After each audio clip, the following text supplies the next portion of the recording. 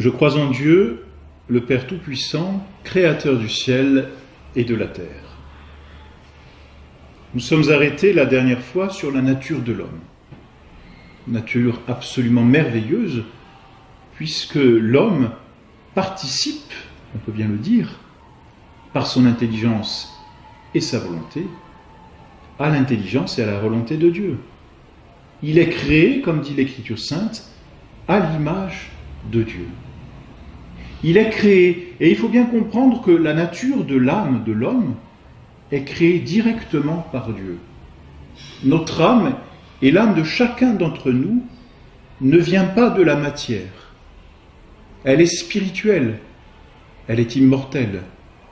Dieu donc, pour chaque homme qui parvient à l'existence, Dieu crée une âme qui vient comme habiter dans le corps. Dieu est le créateur de notre âme. Notre âme n'est pas engendrée par le corps ou par nos parents.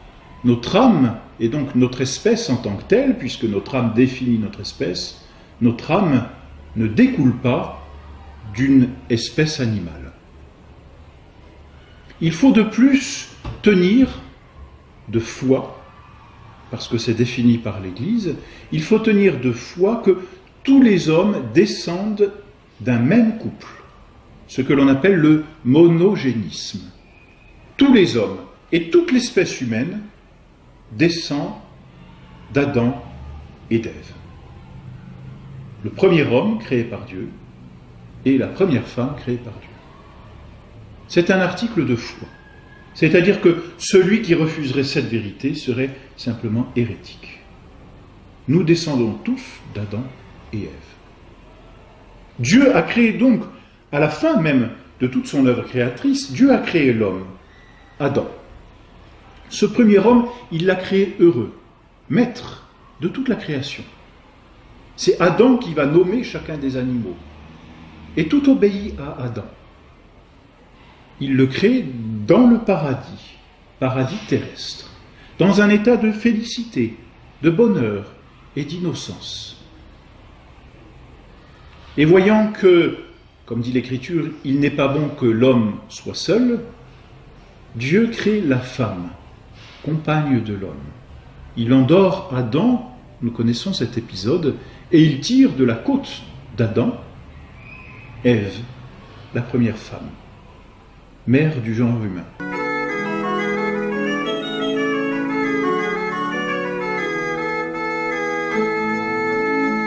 Adam et Ève sont donc ce premier couple qui habita la terre. Créés chacun dans l'état d'innocence, ils habitaient le paradis terrestre, lieu de félicité et de bonheur. Le bon Dieu les avait gâtés. En plus de leur donner une nature humaine, comme nous l'avons vu précédemment, avec un corps, une âme et un équilibre parfait, le bon Dieu s'était complu à leur ajouter d'autres dons. D'abord des dons surnaturels qui les dépassent infiniment. Le bon Dieu s'est dit, je vais les faire participer à ma propre vie divine. Je vais leur donner donc ce que l'on appelle la grâce.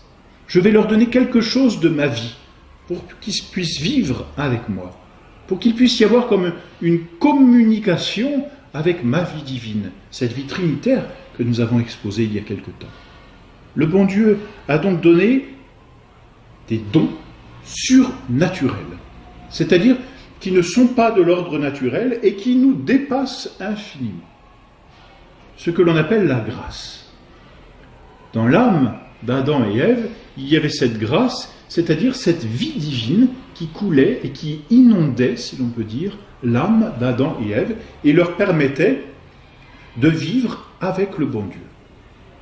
Avec cette grâce venait non seulement donc cette vie divine, mais la capacité d'agir selon cette grâce, c'est ce que l'on appelle les vertus surnaturelles.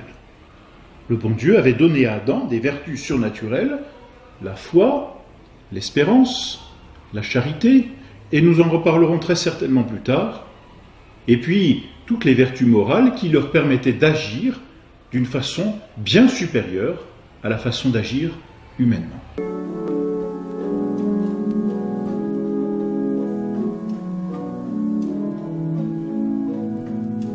Et avec ces vertus, il y avait, et là encore nous en reparlerons plus tard, ce que l'on appelle les dons du Saint-Esprit. Sagesse, intelligence, force, conseil, etc. Le bon Dieu s'était complu donc à donner quelque chose de sa propre vie dans l'âme d'Adam et Ève. Merveille, grâce, et on peut bien le dire, grâce signifie don. Merveille, grâce que Dieu fait à l'homme, et preuve d'ailleurs de l'amour que Dieu porte à cette créature. Et alors, le bon Dieu a même voulu rajouter d'autres dons, non pas surnaturels, c'est-à-dire non pas des choses qui dépassent complètement notre nature et sont d'un autre ordre, mais il a ajouté d'autres dons que l'on appelle préternaturels, c'est-à-dire qu'ils restent dans l'ordre de la nature, mais, si l'on peut dire, défient un peu les lois de la nature. Il y avait 4 dons préternaturels dans l'âme d'Adam et Ève. 4 dons qui, bien souvent, nous font envie. D'abord, la science infuse. Bon, Adam et Ève ont été créés à l'âge adulte. Il était normal que Dieu leur donnât ce qui était nécessaire à cet âge, dans l'ordre de la connaissance. Et pour leurs enfants, du reste, ces dons auraient été transmis. Les enfants auraient dû apprendre, mais avec facilité, ce qui n'est pas souvent notre cas. Avec non seulement facilité, mais aussi avec joie. Science infuse. Le don d'intégrité, deuxième don. Le don d'intégrité, peut-être un peu plus compliqué, c'est le don par lequel la volonté dominait parfaitement tout l'appétit sensitif, sensible. C'est-à-dire ce dont nous avons parlé la dernière fois, qui appartient à l'ordre animal, les passions, l'amour, le désir, la haine, la colère, etc., toutes ces passions que nous avions nommées, étaient bien régulées et parfaitement régulées par la volonté. Autrement dit, ces passions ne pouvaient pas sortir ou agir d'une façon exagérée. Elles étaient parfaitement canalisées. Non pas dominées comme écrasées, mais dominées comme canalisées. Parfaitement harmonisées. C'est ce don d'intégrité. Que nous ne connaissons pas, nous savons comme nous pouvons être sujets à nos passions sans que notre volonté puisse les dominer. Nous avons tous éprouvé une grande crainte, par exemple, ou une joie débordante, ou même encore une tristesse pesante, voire une colère excessive. Peu importe, ces passions que nous avons tous pu exprimer de façon exagérée manifestent que notre volonté n'a plus ce pouvoir de les canaliser. C'était le don d'intégrité qui permettait cela.